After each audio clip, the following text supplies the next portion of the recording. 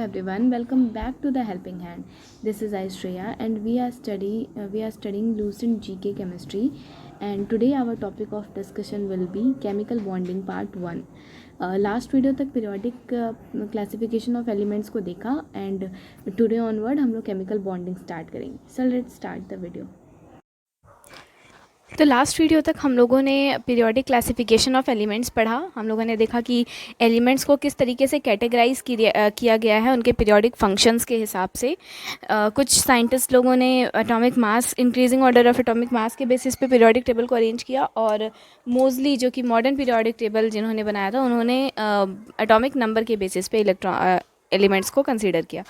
Next chapter है हमारा chemical bonding का. आज हम लोग केमिकल बॉन्डिंग पढ़ेंगे. तो केमिकल बॉन्डिंग क्या होता है? The force that holds together the different atom in a molecule. हम देखते हैं कि कंपाउंड या मॉलिक्यूल जब बनता है तो दो या दो से ज़्यादा जो एलिमेंट्स होते हैं वो एक दूसरे के साथ कंबाइंड होते हैं, ठीक है, जुड़े हुए होते हैं. तो जो एक इनविजिबल फोर्स जो एटम ए और एटम बी को आपस में जोड़ता है, यही बॉन्ड क्या कहलाता है? केमिकल बॉन्डिंग कहलाता है, ठीक है. यानी कि दो एटम को आपस में जोड़ने का काम जो एक पर्टिकुलर बॉन्ड करता है वो बॉन्ड क्या कहलाता है? केमिकल बॉन्ड कहलाता है. केमिकल बॉन्ड दो तरीके के होते हैं बेसिकली. फर्स्ट जो वैसे तो बहुत सारे तरीके के केमिकल बॉन्ड होते हैं, पर यहाँ हम लोगों को कुछ ही पढ़ने हैं. जैसे सबसे पहले आयनिक बॉन्ड के बारे में पढ़ना है, जिसको हम इलेक्ट्रोवैलेंट बॉन्ड के नाम से भी जानते हैं, ठीक है. तो आयनिक बॉन्ड को क्या बोला जाता है? इलेक्ट्रोवैलेंट बॉन्ड के नाम से भी जाना जाता है.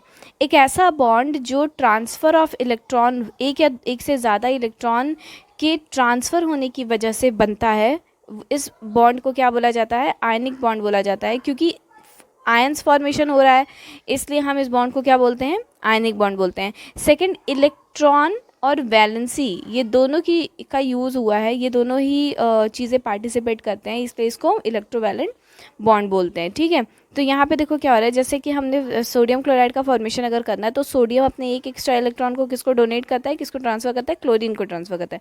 तो सोडियम पॉजिटिव बन जाता है और क्लोरीन एक्सेप्ट करने के बाद क्या बन जाता है? निगेटिव बन जाता है. तो फॉर्मेशन किसका हुआ? आयंस का.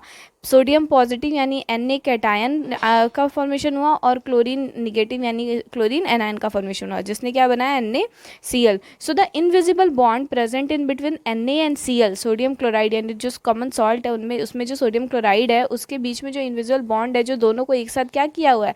होल्ड किया हुआ है, वो क्या कहला रहा है? आयनिक बॉन्ड कहला रहा है. बात समझ में आई? कंडीशंस ऑफ आयनिक बॉन्ड, अगर कंडीशंस की बात करें तो ionization energy of metal should be low and electron affinity of metal should be high. इसकी कंडीशन क्या है? कि आयोनाइजेशन एनर्जी मेटल की क्या होनी चाहिए, यानी द एनर्जी जो किसी भी एलिमेंट को अपने इलेक्ट्रॉन को डोनेट करने के लिए लगती है, यानी पॉजिटिव चार्ज पे, बेसिकली पॉजिटिव चार्ज बनाने की जो टेंडेंसी होती है वो मेटल में ज़्यादा होनी चाहिए. और वहीं electron affinity of non metal should be high. Sorry, यहाँ पे ionization energy of metal should be low. Ionization energy जो है मेटल की वो लो, कम होनी चाहिए, ठीक है. कम होनी चाहिए का मतलब है कि इनमें जो है ज़्यादा तेज़ी से प्लस चार्ज बने और जो माइनस चार्ज है वो ना बने, ठीक है, वो कम बने. मतलब आसानी से ही अपने इलेक्ट्रॉन्स को ट्रांसफ़र कर पाए, बात यही कही गई है. और इलेक्ट्रॉन एफिनिटी क्या है? इलेक्ट्रॉन एफिनिटी नॉन मेटल की क्या होनी चाहिए? हाई होनी चाहिए. यानी कि इलेक्ट्रॉन्स को कैच करने की जो क्षमता है, यानी क्लोरीन के पास जब इलेक्ट्रॉन एफिनिटी ज़्यादा होगी तभी तो वो सोडियम के इलेक्ट्रॉन को आसानी से कैच कर पाएगा. तो ये कैच करने की जो क्षमता है वो ज़्यादा होनी चाहिए. प्रॉपर्टीज़ की बात करें तो प्रॉपर्टीज़ में आयनिक कंपाउंड जो है वो हाई मेल्टिंग और हाई बॉइलिंग पॉइंट रखते हैं, क्योंकि इलेक्ट्रॉन ट्रांसफ़र की वजह से बनता है, ठीक है. आयनिक कंपाउंड जो होते हैं वो गुड कंडक्टर होते हैं हीट एंड इलेक्ट्रिसिटी के, जब ये मोल्टन फॉर्म में हो या फिर जब ये लिक्विड फॉर्म में हो, यानी कि जब डाइल्यूट फॉर्म में हो तब ये ज़्यादा तेज़ी से, क्योंकि जब ये मोल्टन फॉर्म में होते हैं या लिक्विड फॉर्म में होते हैं तो इनका जो पॉजिटिव और नेगेटिव चार्ज है वो टूट जाता है, यानी आयोनाइजेशन हो जाता है. तो जब आयोनाइजेशन हो जाता है तो इलेक्ट्रिसिटी और हीट ये ज़्यादा आसानी से कंडक्ट करने लगते हैं.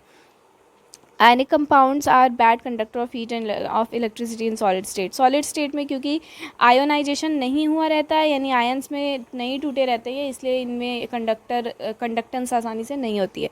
तो they are bad conductor of electricity in solid state. Ionic compounds are soluble in water, आसानी से पानी में घुल सकते हैं. ये जो भी नॉन पोलर ये कंपाउंड्स होते हैं, जैसे बेंजीन हो गया, कार्बन टेट्राक्लोराइड हो गया, इनमें ये क्या होते हैं? इनसॉल्युबल होते हैं, यानी इनमें ये घुलनशील नहीं होते हैं।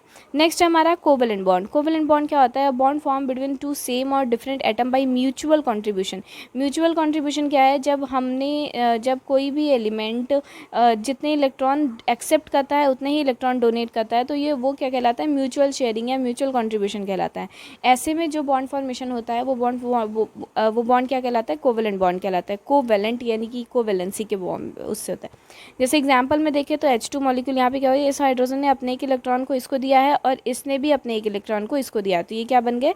H2 बन गए। यहाँ Cl2 मॉलिक्यूल बना हुआ है, तो ये इनके बीच में जो बॉन्ड बना है वो क्या बना है? म्यूचुअल कंसेंट से या म्यूचुअल कॉन्ट्रीब्यूशन से बना है, तो ये क्या कहलाएगा? कोवेलेंट बॉन्ड कहलाएगा। ठीक है, इसको हम कोवेलेंट बॉन्ड बोलेंगे। Lone pair of electron, the pair of electron which do not take part in covalent bond formation का लोन पेयर। देखो जैसे यहाँ पे अगर हम बात करें तो जब कोवेलेंट बॉन्ड की हम बात करते हैं तो यहाँ पे बॉन्ड पेयर और लोन पेयर ये दो चीज़ें होती हैं। तो जो इलेक्ट्रॉन्स बॉन्ड फॉर्मेशन में पार्टिसिपेट करते हैं, जैसे ये वाला इलेक्ट्रॉन और ये वाला इलेक्ट्रॉन, इसने क्या किया? बॉन्ड फॉर्मेशन में पार्टिसिपेट किया, तो ये क्या कहलाएगा? Bond pair. ठीक है, और ये सारे इलेक्ट्रॉन्स जो थे ये देखो इन्होंने बॉन्डिंग में कोई भी हिस्सेदारी नहीं की, तो इन इलेक्ट्रॉन्स को क्या बोलेंगे हम? लोन पेयर इलेक्ट्रॉन बोलेंगे। क्या बोलेंगे? Lone pair electron. बात समझ में आई? तो the pair of electron which take part in the bonding they are known as bond pair, and the pair of electron which do not take part in the bonding they are known as lone pair electron. Properties की अगर बात करें तो properties covalent bond जो है वो high melting और high boiling point रखते हैं। ये बैड कंडक्टर होते हैं। ग्रेफाइट एक ऐसा कोवेलेंट कंपाउंड है जो बहुत ज़्यादा तेज़ी, कोवेलेंट बॉन्ड का सब्सटेंस है जो बहुत ज़्यादा तेज़ी से इलेक्ट्रिसिटी कंडक्ट करता है, क्योंकि ये 3 बॉन्ड ही कंप्लीट करता है, और बाकी के जितने भी कोवेलेंट कंपाउंड्स होते हैं ये बहुत कम इलेक्ट्रिसिटी कंडक्ट करते हैं।